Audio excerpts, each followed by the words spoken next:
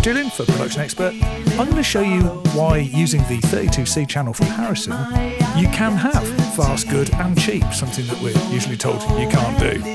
You can take a mix using just a few instances of this channel strip from this to this. I'll show you how we got there. What I'm going to do is I'm going to jump in straight away on this snare drum, and we can concentrate on what's the highlight of this for me.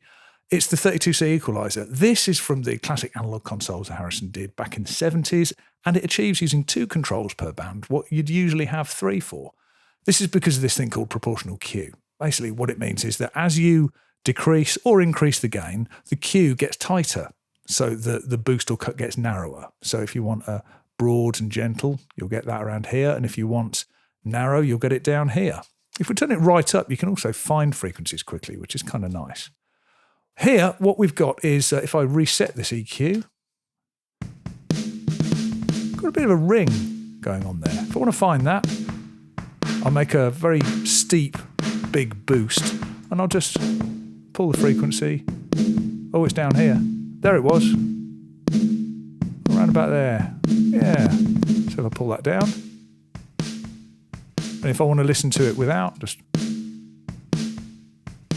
Yeah, let's pull that down a bit. Might go a little bit more. I can even do a momentary bypass of the whole plugin just by clicking up there. Great. Let's jump onto this this kick channel, and I'll show you something else. As well as an EQ, you've also got filters. They're a separate section, and you can place them either before or after other elements of the channel strip by moving them there. And you can also audition them from down here as well. This is nice, actually. If you click once, it latches. If you click and hold, becomes momentary. It's a really, really nice feature, that. Anyway, what we've got here is we've got a high and a low pass filter, but we've also got a bump on this high pass filter. If I switch that out, actually let's switch the whole filter section out. Just listen to this kick. Now if you can hear the bottom end properly on what you're listening on, can you hear how much bottom end's being introduced there? It's not from the EQ, it's this bump control. What that does is it introduces a little bump around the cutoff frequency, which in this is right down the fundamental at 40 Hertz, and introduces some extra weight. It's a really nice little feature. Like it a lot. But a channel strip's more than just an equalizer and some filters. It's also a compressor, as well as this VU meter in this master section here with gains and polarity. So let's have a look at the compressor. And the compressor extends this idea of having fewer controls, but not giving up a lot of control. So back over in these drums, if we solo them up, and have a look on this instance of 32C, what we've got is we've got the compressor set to compressor mode. In this, we've got the threshold, we've got the ratio, we've got some makeup gain. And that's introducing a nice little bit of impact to these drums.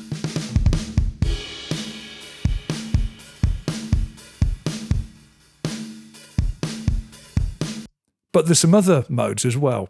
I'll show you kind of what I'm getting at here with if we introduce this shaker, this compressor mode, we've got access to the ratio here, but it's fixed attack and fixed release.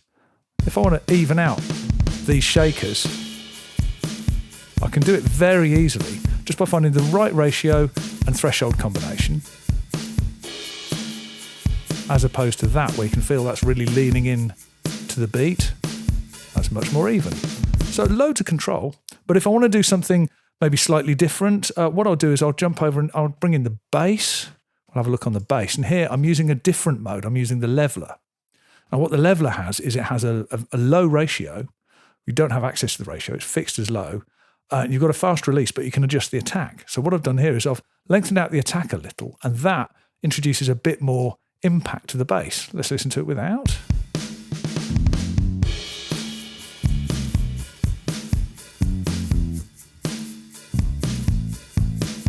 Hopefully you can hear there's a bit more attack, a bit more impact to the front of those bass guitar notes because of my access to the attack time.